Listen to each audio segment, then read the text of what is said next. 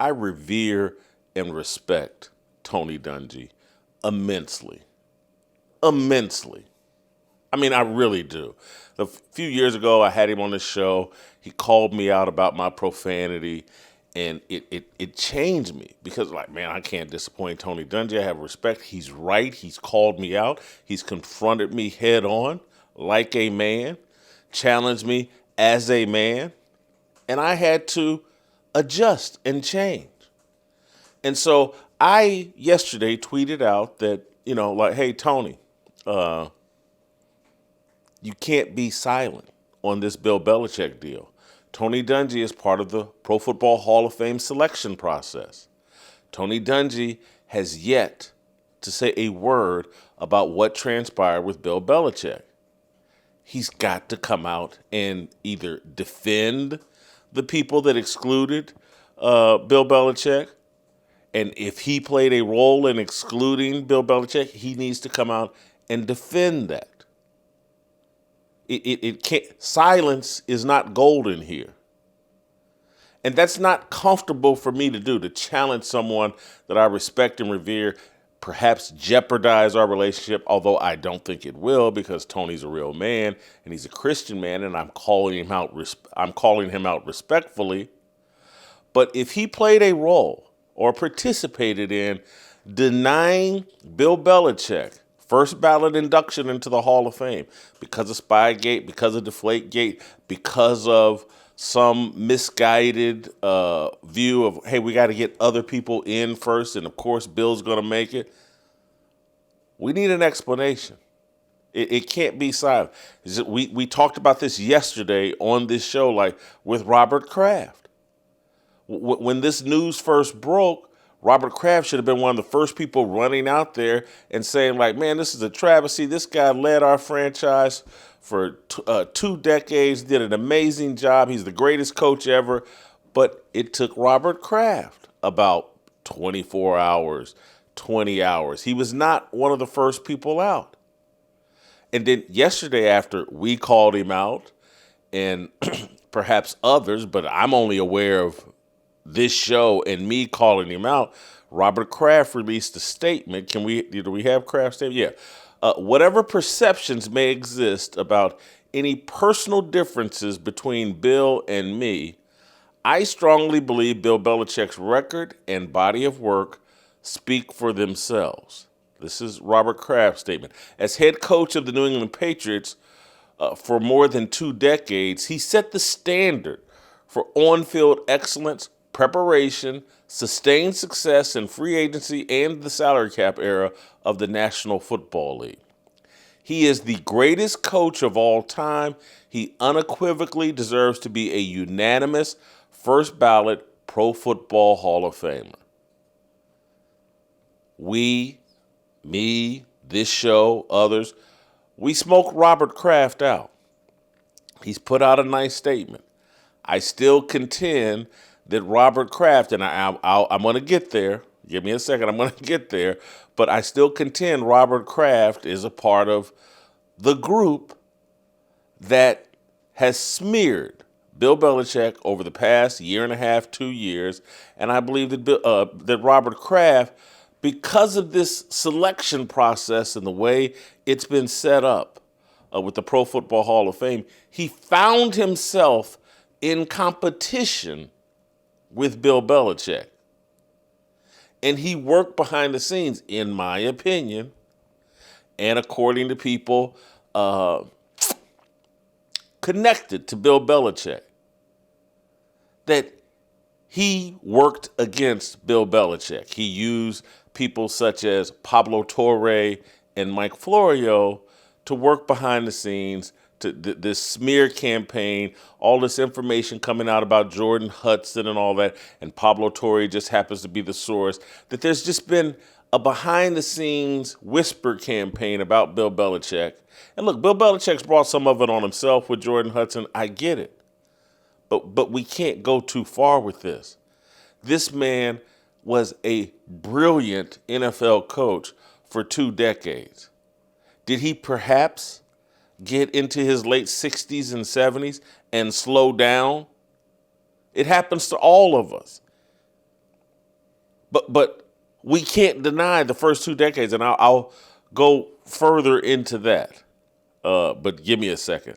But I want to go to because Vahe Gregorian's column in the Kansas City Star plays into this. His explanation for why he did not vote for Bill Belichick, and I apologize for not. This is on me for not being totally prepared because there's a couple of little interesting things I want to read from Vahe's column. Well, I mean, one of the things Vahe says in his column is that that his voting came down to there are three: Ken Anderson, the former Cincinnati Bengals quarterback, L.C. Greenwood, the former Pittsburgh Steelers defensive end, and Ken Anderson, L.C. Greenwood, and there's a third person, Roger Craig, the running back for the San Francisco 49ers, that he's worried and concerned that they won't get in. They've been up several times, and they won't get in. And, of course, Belichick's going to get in. And so he made getting these old-timers, these guys that have been up many, many times, he prioritized them and saying, hey, Bill Belichick will get in. And you know what? I'm not sure if he said this, but I'm sure part of his thinking was, hey, Bill Walsh wasn't a first ballot Hall of Famer, coaches, blah, blah, whatever. That rationale that, hey, my job is to these less deserving candidates that I believe belong in the Hall of Fame, let me prioritize them rather than the greatest coach of all time, the person with the greatest Hall of Fame resume of all time. He's going to be fine. Let me take care of these other people. Do you see the thinking that's going on here and how pervasive that thinking is? That 30 years, 40 years, 50 years of, hey, let's steal from the rich and give to the poor. Hey, let's lower academic standards so that people with poor academic standards can come in to the Ivy League schools or whatever school. Let's lower merit and let's prioritize inclusion. I want to be crystal clear here. I love is a strong word, but I love and respect Vahe Gregorian. I've known him or used to know him for a long time. He was a very successful sports journalist over in St. Louis. When I was a sports columnist in Kansas City, we would all be at the same events, particularly college events, college basketball, college football. That was kind of Vahe's brand.